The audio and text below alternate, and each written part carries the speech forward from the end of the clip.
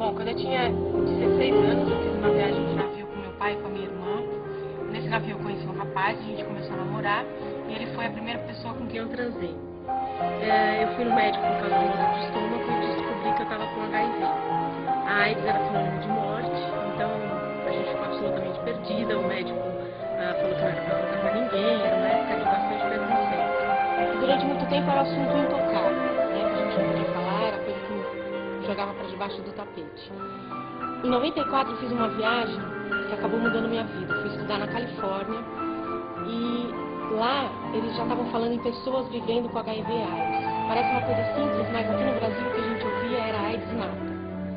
E isso deu um clique na minha cabeça e eu achei que, bom, se lá mudou, é porque é uma questão cultural, então aqui no Brasil a gente pode mudar também. Só que infelizmente eu também voltei doente. Porque um pouco antes de eu fazer essa viagem, meu médico tinha me dito que estava na hora de começar a tomar um remédio. Mas na época eu pensava, para que eu vou tomar um remédio se a gente vai morrer de qualquer jeito? Então não tomei remédio nenhum e fui viajar. Lá a minha imunidade abaixou, eu contraí tuberculose renal. Então quando eu voltei eu fui quase que direto ao hospital, fiquei um mês internada. E aí por causa das coisas que eu tinha aprendido lá na Califórnia, eu resolvi, além do tratamento da tuberculose, eu resolvi fazer o tratamento para HIV. Na época o único remédio que a gente tinha era o AZT, outros bastante similares. Eu acabei depois dessa internação contando pro resto da família, que eu sabia que tinha HIV, contei para os meus amigos, que eram os amigos da escola.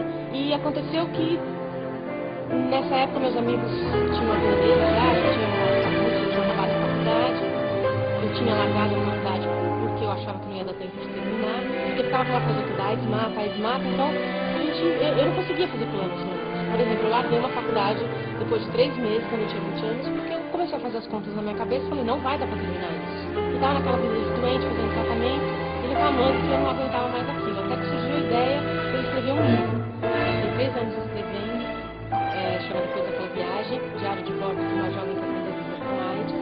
Antes de eu publicar esse livro, eu lembro que a minha família teve bastante receio, porque era uma época em que crianças estavam sendo expulsas das escolas porque tinham HIV, as pessoas perdendo emprego, e meu pai principalmente chegou e falou, escuta, mas isso pode acontecer com você.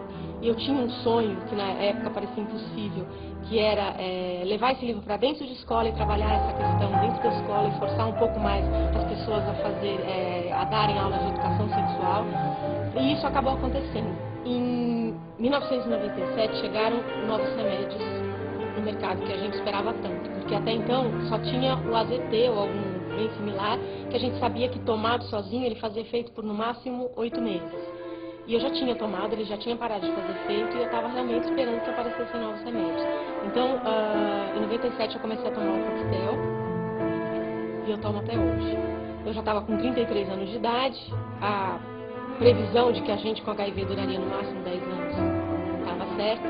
Aí eu entrei em uma faculdade de jornalismo e me formei em 2007. Olha, essa proximidade com a morte, ela acaba fazendo com que a gente fique muito... Eu sempre penso assim, bom, se de repente hoje fosse o último dia da minha vida, o que eu quero fazer? É passar tempo com as pessoas que eu gosto.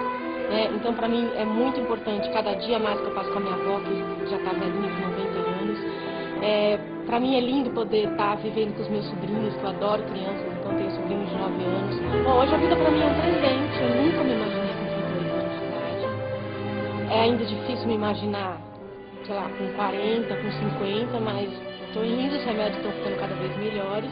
É muito difícil lidar com os efeitos colaterais, mas é uma coisa que a gente vai aprender no dia a dia.